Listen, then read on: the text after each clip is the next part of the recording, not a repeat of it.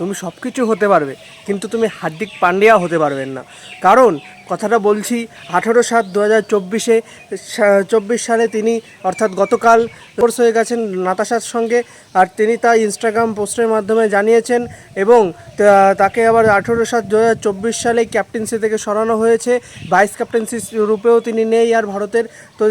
তো হার্দিক পান্ডে হওয়াটা অত সোজা নয়, কারণ সারা ভারতবর্ষ যাকে নিয়ে বুইং করছিল সেই ওয়ার্ল্ড কাপ জিতিয়েছে, ক্লাসেন ও মিলারের উইকেটটা নিয়েছে।